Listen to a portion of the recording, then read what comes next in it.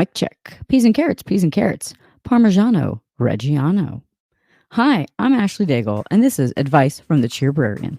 Never heard that word before? That's because I smushed two words together because I felt like it. This week, we're going to do what we always do mix a dollop of advice to improve your life, learn from a few of my successes and a boatload of my mistakes, with the book recommendation of the week, unearthed by my voracious love of reading, from self help to historical fiction and everything in between. Today, we are excited to share part 2 of our Summer Spectacular, wherein we will be recommending 5 great books for when you are staying close to home in summer but want to escape in your mind with a good book. If you like what you hear, and I really hope you do, please, pretty please, with 2 cherries on top, tell 2 or maybe 3 people about this podcast and send them a link to an episode you enjoyed, because direct word of mouth is huge for a little pod like mine. And now, let us begin. Today, I'm coming at you with part 2 of the Summer Spectacular, wherein I am recommending books for summer. If you haven't listened to the part 1, guess what? That's okay. It'll be there for you later. It's fine. In that episode, I broke it down and recommended books for going on vacation. So, like beach, mountains. I got real specific about here's why I think this book is good for this location. But guess what? Not everybody is going to go somewhere this summer. Maybe you won't. And you were like, what am I supposed to do with this vacation episode? Well, I guess nothing. You can ignore it.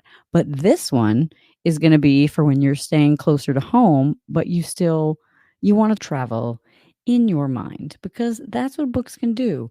They can give you a new place, new people, and new experiences. And before we get into what book specifically, I do want to take a moment and wax philosophical on summer for a second, y'all, because I find it to be a wacky season. It's better than spring, obviously, by a lot. But as an adult, I find it, it's got high temperatures and also high expectations. What do I mean by that? I feel great pressure to like make the most of summer, especially living somewhere where you've got like winter and spring where it just stays cold forever. I feel like, okay, sun's out, blue skies, I got to be outside. I got to be walking. I got to be doing stuff. And that's just not a great expectation to put in yourself. Like, maybe just live your life like 1/4 mile at a time, a la Fast and the Furious. Why do you have to, squeeze the everything out of everything? So that's stuff I'm working through. But maybe you have a similar experience, or, you've got lots of things going on and you're seeing all these summer festivals and movies in the park, and you're like, oh my gosh, I feel like I should be going to more of these things, but I don't want to. And maybe instead you're like, I miss the summer of my youth when I wasn't in school and I could go ride a bicycle. If you did that, I was mostly inside reading books. Big shocker, but like it was real hot in Louisiana, y'all. Like real hot. Um, but anyway, there is not that ability anymore, for the most part. I don't think you're just looking at yawning days ahead of you where you can just be lackadaisical.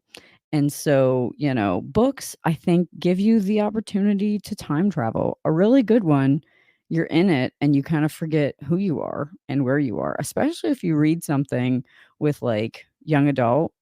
I find I will forget who I come out of it. I'm like, oh, right. I'm 41. Huh. How'd that happen? So, I cannot gift you a lackadaisical summer day of yore, but I can give you some good books that could maybe give you that feeling.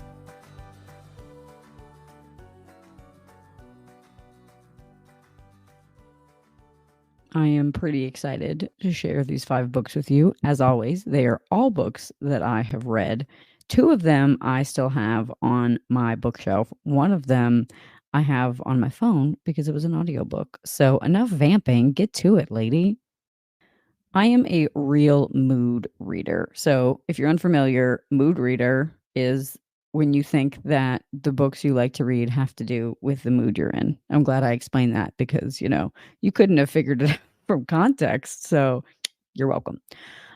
So I, to the surprise of many people, read like 3 to 4 books at the same time, which can sound very intimidating, but it's not. It's just because I don't know what mood I'm gonna be in. So if you want something silly or you want something serious, I think that could be a reason why people don't read, because 'cause you're like, "I'm gonna read this book and I'm gonna read it until it's done." And then you get home and you're like, "Oh, today was hard. I want something funny." Well, the book isn't funny, so I'm gonna watch TV instead. So that was just a little commercial for, if you would like to read more, maybe try to read more than one book at a time. So it was really important to me, and I had a lot of fun making this list, y'all. It was important to me to really think about, like, at the place that I'm saying this book is good for, what is it about the location that makes this book so good? So, without further ado, first place for you to read a book if you are staying close to home is backyard hammock. This, if you don't have a hammock, backyard chair, just sitting outside. My hammock is truly my happy place. It is my favorite place on earth. Just being in the yard, under a tree, with a book, beautiful. Love it. So to me, backyard hammock, what kind of book do I want for that vibe? I want a story I can fall into.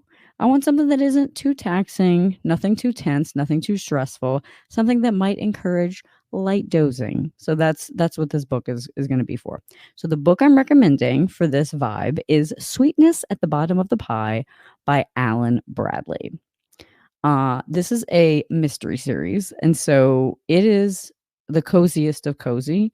Our heroine, Flavia DeLuce, is an 11-year-old who lives in like the top floor of her family's old crumbling family. Is it a mansion? It's a really nice house, at least. She's got her beakers. She's doing stuff. She's basically like a tiny, precocious Jessica Fletcher, a la Angela Lansbury, a la Murder She Wrote, where she is solving murders in her village, much to the consternation of like the local constable and her family. She's a delight. You root for her, and they're going to figure out who the bad guy is, because that's what a cozy mystery is. So if you want a good mystery and you want to cheer for an irreverent and like just cheeky heroine, that series is going to be for you. And also, here's a little motivational tidbit about Alan Bradley. His first book in the series, I think it's up to like 10 or 11 books. The first one, this one, was published when he was 69 years old. So if you're like, it's too late for me to do X, maybe it's not. So, book one, Sweetness at the Bottom of the Pie by Alan Bradley. Book two is going to be a real pivot, everybody. Book two is for just a staycation. So maybe you've taken a few days off from work, you got a long weekend, so you're not working, but you're going to be home. So for me, what that means is I want something, a meaty story, something, or a vegetal story. I don't know. What's the opposite? A good juicy story? Do we like juicy better than meaty? Okay. I'm getting behind myself. Sure. Yep. Okay. So a story that will be absorbing, something that will make you realize, like, oops, the sun has gone down. I need to go inside. Or, alternatively, the sun has come up. I should go to bed. Something that is difficult to put down and very engrossing. And the book I'm recommending, and I'm going to give you a lot of caveats here, is The Stand by Stephen King, who I will probably refer to as Steve. I don't know why I do that. We are not friends, and I don't know if anyone calls him Steve. I do. Okay, so that book to me was a real fall inside it, let it like wrap around my mind sort of experience. And now I should warn you that depending on what copy you get, what version, my version was 1,153 pages long, which I know is ridiculous. I will say, though, I read the 10th anniversary edition, which included 200 extra pages because, 900 pages, not enough for Steve. So maybe don't get the 10th anniversary, or maybe do. I don't know. You do you, boo boo. But I just wanted to. So, yes, I'm recommending a very long book, but again, summertime, give yourself some time. Give yourself something you can really fall into. So as is typical of Steve, this is a play in many acts with a lot of build up to a main showdown. So it is right in my wheelhouse of post-apocalyptic. That's my favorite genre.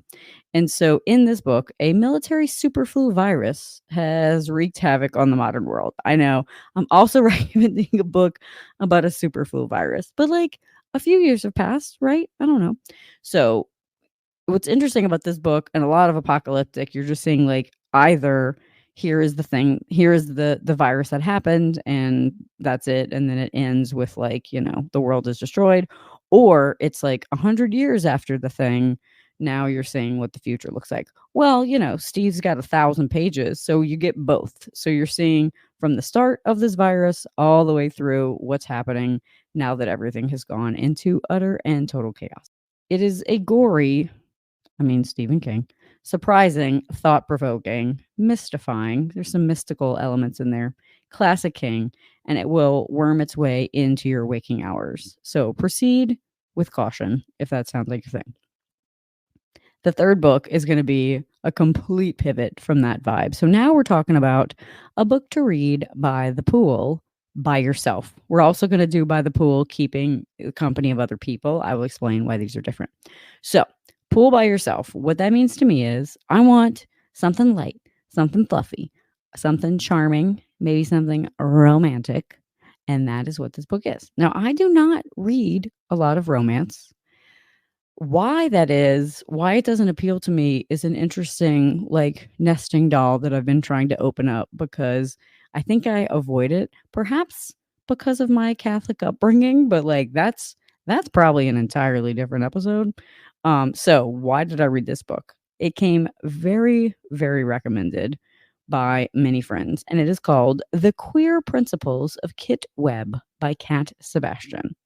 So this is a rogue meets aristocrat romance, perfect for the pool. Fun and cheeky, so equal parts swashbuckling mystery and eyebrow waggling sexy times. If you think you would be into a queer alternative to Bridgerton, go get this book. Like, go right now. Like, pull it up on your phone, get it. There's a sequel. I have not read it, but I will. So, again, that was The Queer Principles of Kit Webb by Kat Sebastian. Now you're getting into our fourth of 5 recommendations. So this one is the pool, but keeping the company of other people. So that is, maybe if you've got kiddos you're watching, maybe you're hanging out with friends. So if I'm going to be at the pool and there's other people there, I want something I can put down and pick back up again easily, something where there's sort of natural breaks in the story, and maybe something with fun anecdotes you can share with other people. And so the book that I picked that fits this description is Life Moves Pretty Fast: The Lessons We Learned from 80s Movies and Why We Don't Learn Them from Movies Anymore by Hadley Freeman. Hadley Freeman is a very big fan of 80s movies. So this is a love letter to 80s movies from someone who loves them very, very much. So she gives insights into many of the top films of the 1980s, as well as the general landscape of cinema in the 80s. And she does so. It is very funny. So she does great humor. She's got in-depth personal self-reflection. So she's talking about her own life, as well as the movies and all sorts of interesting tidbits. What movies does she talk about? Y'all, buckle up. We got Dirty Dancing, which is what got me in the door. Princess Bride, which I talked about previously on the pod. Pretty in Pink, When Harry Met Sally, Ghostbusters, Top Gun, Ferris Bueller's Day Off, The Incomparable Steel Magnolias, Back to the Future, Batman, and Eddie Murphy 80s movies.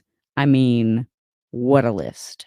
And so she isn't just, talking about her favorite movies. There's a lot of insight from key players because as a journalist, she was able to interview many of the actors and filmmakers. So it's like a behind the scenes vibe of how these got made, as well as many other factors. Now, it can be a little dense, but it makes it great to take to the pool because, you might need a break. You put it down, you do a little swim, you come back, you tell somebody fun facts about Dirty Dancing. Everybody wins. So again, that was Life Moves Pretty Fast: The Lessons We Learned from 80s Movies by Hadley Freeman. And now we are into our fifth and final recommendation for staying close to home. And this is a book that I think will work well for when you are summertime chauffeuring. So, for those of you who maybe you're not going on a road trip, but you will be clocking so many hours in the car, driving other people in your life, maybe driving yourself places you need to go, if you got to travel for work, but it's summer, so you want something fun that you can listen to. That is where this book is going to come in. So what I want in that experience for me, the reason I picked this book, I want something that's a great audio journey. So this is an audio recommendation. Something light and fun and brain candy to entertain a waiting mind. So if you're driving or if you're waiting on kiddos, this is going to keep you engaged. The book is Stormfront by Jim Butcher, and it is the first book in the Dresden Files series. So this series is a mystery series, a la like noir gumshoe detective style, but the hook is that the detective, Harry Dresden, is also a wizard. So we're in a world where you got your wizards and your vampires and your werewolves and all that kind of stuff. So think of it almost as like True Blood, which was book series and the TV show. So True Blood, except that was with Suki Stackhouse, was the main character. So this is like similar to that vibe, except Harry Dresden. So we have a male protagonist. The other reason this audiobook is so important, y'all, and I'm glad I'm sitting down for this because it makes me, a bit overwhelmed, is that it is read by James Marsters, who played Spike in Buffy the Vampire Slayer. That is what has kept me in for all 17 books. He's a great audio reader, but he's just a absolutely pitch perfect A++ Harry Dresden. Like whoever cast him to do it, good job. He is amazing. And, Dresden's fun. I need you to know that he is sexist and like a chivalrous. There it is. He's sexist in a chivalrous sort of way that thankfully feels a little dated nowadays. But once you just sort of either ignore or make peace with that, I think you will find him charming and someone you'd like to spend time watching his shenanigans. The last thing I almost forgot to mention that's fun for any of my Chicago listeners. The series is set in Chicago, and there are shenanigans down the road in another book where maybe he's riding a dinosaur that he got at the Field Museum. So I'll leave you with that as we close out this segment on unrequired reading, books to read for your staying close to home in the summertime. So that's it. Today's episode. I love a little recap because life is busy and I want you to have something to take with you. So what the heck did we do today? The unsolicited advice of this episode was to tap into the lazy days of the summer of youth by reading a good book. In unrequired reading, I recommended 5 books for different summer vibes when you are staying close to home this summer. For your backyard hammock, you should read Sweetness at the Bottom of the Pie by Alan Bradley. For a staycation, try to tackle The Stand by Stephen King. When you're at the pool by yourself, The Queer Principles of Kit Webb by Kat Sebastian. When you are at a pool but keeping the company of others, check out Life Moves Pretty Fast, The Lessons We Learned from 80s Movies by Hadley Freeman. And last but certainly not least, for all that time spent in the car chauffeuring around, check out Stormfront by Jim Butcher. And please follow and review wherever you pod and join the Cheerberry on Instagram or Facebook by following me at the @Cheerberry handle. That's where you can see resource links and other goodies and interact with me, which I would love. Now go on, get out of here, take a walk, drink more water. Okay, bye.